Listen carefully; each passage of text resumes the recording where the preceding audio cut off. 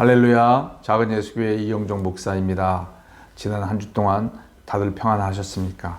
제가 기도함으로 영상 예배 및 설교를 시작하도록 하겠습니다. 참으로 고마우신 아버지 하나님, 저희들을 예수 그리스도의 귀하신 보혈로 구원하여 주시고 저희들을 하나님의 자녀로 삼아 주시고 오늘날까지 인도하여 주신 것을 감사드립니다. 저희들 일상적인 삶으로 인해서 바쁘지만 이 시간에 하나님의 말씀에 집중할 때에 하나님 집중할 수 있는 마음 주시며 말씀을 전하는 저에게도 말씀을 잘 전할 수 있도록 주님 제 입을 주장하여 주시옵소서. 주님께 모든 것을 맡기오며 예수님의 이름으로 기도하였습니다. 아멘. 오늘은 창세기 49장 1절로 7절 말씀이 되겠습니다. 제가 봉독하도록 하겠습니다. 야곱이 그 아들들을 불러 이르되 너희는 모이라. 너희가 후일에 당할 일을 내가 너희에게 이루리라. 너희는 모여 들어라. 야곱의 아들들아, 너희 아버지 이스라엘에게 들을지어다. 르우벤아, 너는 내 장자요 내 능력이요 내 기력의 시작이라. 위풍이 월등하고 권능이 탁월하다마는 물의 끓음 같았은즉 너는 탁월하지 못하리니 내가 아버지 침상에 올라 더럽혔음이로다. 그가 내 침상에 올랐었도다. 시므온과 레이는 형제요 그들의 칼은 폭력의 도구로다. 네오나 그들의 모의에 상관하지 말지어다. 내 영광아 그들의 집회에 참여하지 말지어다. 그들의 분노대로 사람을 죽이고 그들의 혈기대로 소의 발목 힘줄을 끊었음이로다. 그 노여움이 혹독하니 저주를 받을 것이요 분기가 맹렬하니 저주를 받을 것이라. 내가 그들을 야곱 중에서 나누며 이스라엘 중에서 흩으리로다. 아멘. 지난 48장에서 임종을 앞둔 야곱이 요셉을 불러서 요셉과 그의 두 아들들을 위해서 축복을 하게 되는 것을 봅니다. 우리가 언뜻 볼 때는 무심코 지나가는 것 같지만 이것은 야곱이 요셉을 장자로 인정하고 장자를 먼저 축복하는 것을 우리가 알 수 있습니다. 원래는 르우벤이 장자였지만 르우벤은 아버지 앞에서 범죄함으로 인해서 그의 그 장자의 권한이 요셉에게로 넘어갔다고 성경은 다른 여러 곳에서 말하고 있습니다. 그래서 이 장자인 요셉을 야곱이 축복한 이후에 이제 11명의 아들들을 불러 모으게 됩니다. 1절 말씀을 보겠습니다. 야곱이 그 아들을 불러 이르되 너희는 모이라. 너희가 후일에 당할 일을 내가 너희에게 이르리라.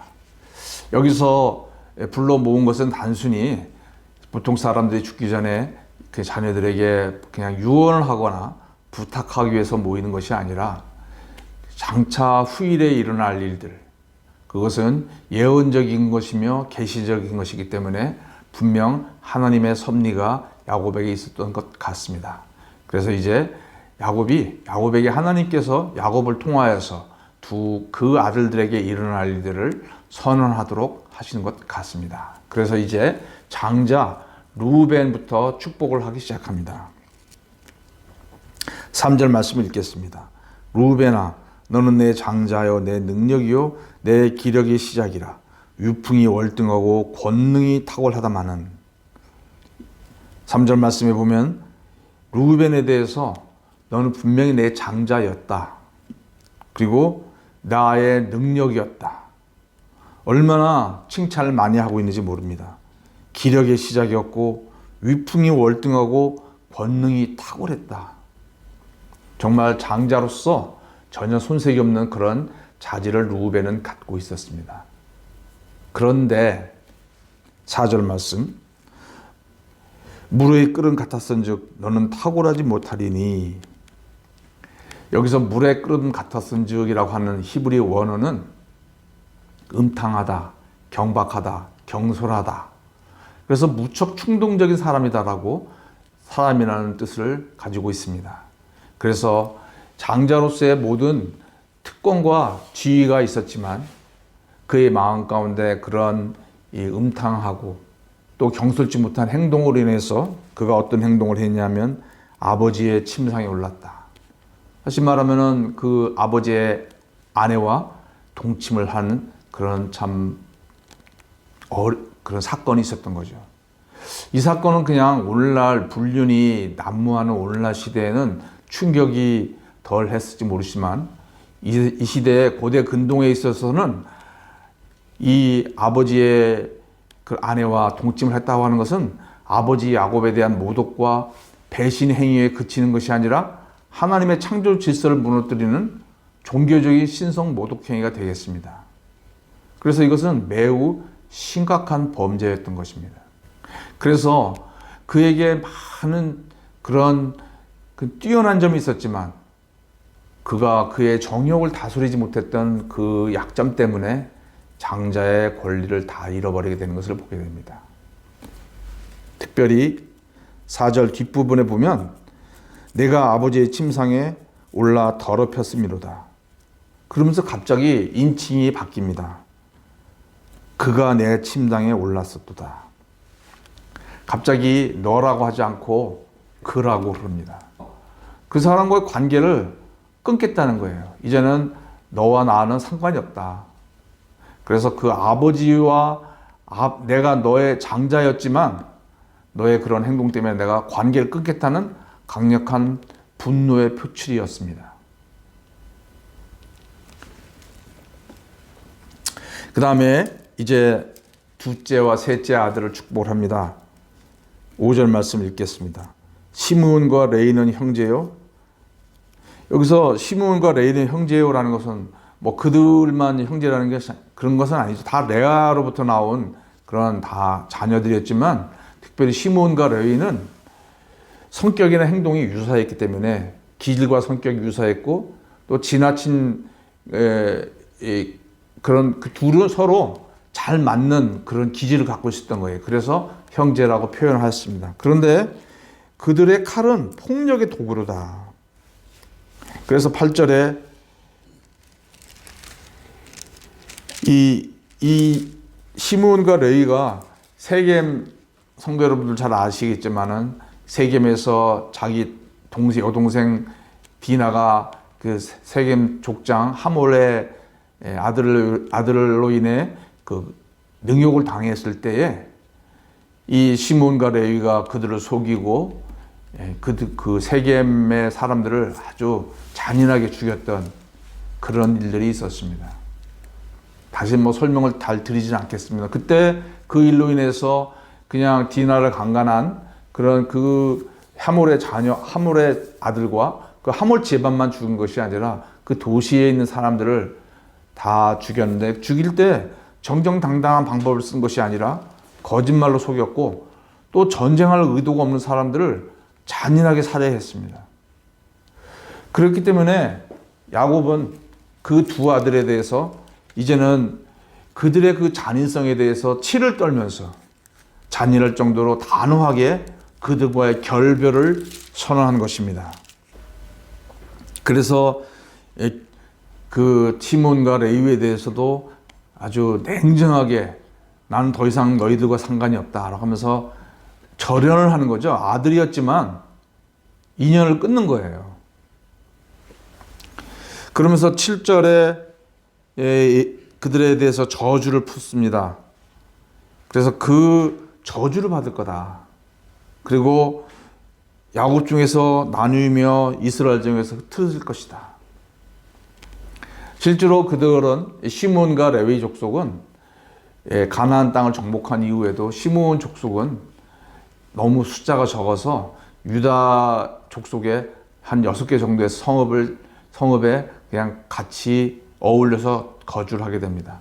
또한 레위도 기업을 얻지 못하고 11지파에 흩어져서 그들 가운데 거하게 되죠. 그래서 실제로 야곱이 예언한 대로 이들은 그 가나안 땅에서 분깃을 얻지를 못하게 되는 것을 봅니다. 제가 이 부분을 설교 준비하면서 많이 좀 마음이 어려웠습니다. 야곱이 이제 임종을 앞두고 자녀들을 불러 모아서 미래에 일어날 일들을 예언하면서 축복을 할 때 물론 하느님의 어떤 계시와 이런 것이 있었겠지만은 이 특별히 이 르우벤과 시므온과 레위에 대해서 이렇게까지 이야기를 해야만 했을까? 뭐 그의 마음에 그 어려움들을 준 거는 사실이지만 아버지 마음에 세 아들이 못을 박은 것은 사실이지만, 그렇지만 임종을 앞두는 입장에서 그냥 그런 것들 다 용서하고 축복의 말을 남기고 가면 안 됐을까? 그런 의문이 들었습니다. 그러나 분명한 것은 성경은 인간이 기록한 내용이 아닙니다. 이 인간의 입을 통해서 누군가 얘기하는 거죠. 마치 우리가 드라마를 봅니다. 아주 막 드라마를 재밌게 보는데 그 드라마는 배우들이 하는 것 같지만 사실은 그 드라마를 쓴 작가가 있는 거죠. 작가의 의도를 가지고 배우들이 연기하는 거죠. 이 성경은 비록 야곱과 그의 아들들이 연기를 하지만 이 성경의 배우에는 저자이신 하나님이 계십니다. 그리고 이 성경은 왜 기록되어 있느냐? 우리가 드라마를 우리가 보듯이 이 성경을 보는 저자들을 위해서 하나님께서 기록하신 거라고 우리는 알고 있습니다. 그래서 디모데후서 3장 16절에 모든 성경은 하나님의 감동으로 된 것이로 교훈과 책망과 바르게 함과 의로 교육하기 유익하다. 그리고 고린도전서에서도 성경은 바로 우리의 유익을 위해서, 교훈을 위해서 기록했다고 기록하고 있습니다. 자, 야곱이 그냥 인간적으로 자기의 생각만 얘기했다면 이제 임종을 앞둔 상황에서 자기 아들들에게 좋은 말로 그냥 좋게 이야기하였을 거라고 생각이 됩니다. 그러나 이 성경은 그 뒤에 저자 되신 하나님께서 우리들에게 분명하게 말씀하시고자 하는 것이 있고, 특별히 극적인 것, 사람의 마지막으로 죽을 때 하는 말들은 정말로 의미가 있는 거죠. 누구나 다 심각하게 그 얘기를 듣게 됩니다. 그러면 하나님께서 이렇게 야곱의 죽음 앞에서 자녀들 놓고 이렇게 세 아들에 대해서 경고하는 것은 무슨 뜻일까요? 이 설교를 하는 저도 어떻게 보면은 이 사랑의 하나님, 여기에 너무 매몰되어 있는 것 같습니다. 우리는 이 칼빈의 교리, 이신칭의 교리가 있죠. 그래서 예수 그리스도를 믿으면 모든 죄가 그리스도 안에서 다 용서된다. 그리고 믿음으로 나가면 다 구원받는다고 하는 그 이신칭의 교리가 있습니다. 그 이신칭의 교리가 우리에게 은혜를 주고 우리에게 힘을 주는 것은 사실이지만, 그 당시에 그 카톨릭에 있었던 그런 시대에 그들이 그런 많은 종교적인 의무에 짓눌려 있던 그들에게 이신칭의 교리는 참으로 복음과 같은 그런 것이 틀림이 없지만, 그래서 죄를 짓는 것에 대해서, 하나님의 심판에 대해서 약화시키는 그런 어려움이 있습니다. 그런 약점이 있습니다. 그래서 성경은 야곱을 통해서 무엇을 말합니까?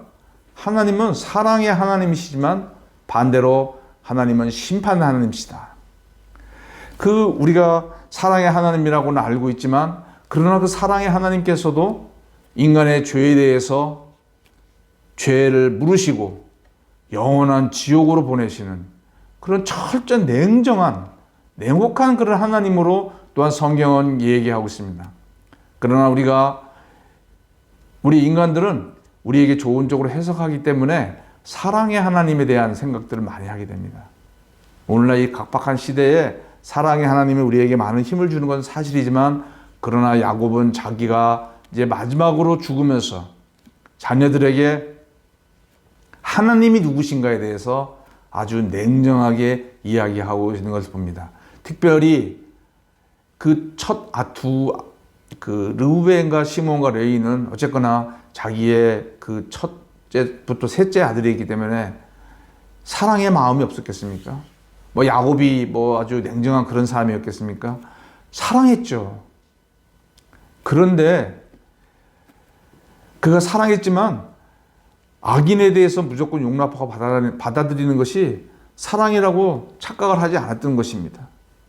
하나님께서는 우리가 그런 이 불의와 죄악에 우리가 머물러 있도록 하시지 않고 우리가 그런 불의와 죄악 가운데서 건져내야 되고 또 하나님을 두려워해야 되고 이런 것들을 야곱은 가르쳐 주길 원했던 것 같습니다.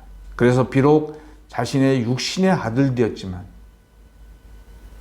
냉정하게 그들에 대해서 관계를 자르고 그 다음에 저주를 퍼붓고 그들과의 그런 냉정한 관계를 설정하는 것을 보게 됩니다. 오늘날 우리 이러한 것들은 오늘날 우리 이 시대에 사실 실천하기가 그렇게 쉽지는 않은 것 같습니다. 그러나 우리가 이런 악과 죄, 사탄적인 생각들 이런 것들에 대해서는 우리가 철저하게 그런 관계를 끊고 또 설정해야 되는 줄 압니다. 혹여나 우리가 이 진정한 용서라는 것은 무엇인가? 그래서 우리가 제 자신이 설교를 준비하면서 이 무조건 그런 악을 행했던 사람들에 대해서 또 현재 나에 대해서 악을 행하고 있는 그런 사람들이 있을 수 있습니다.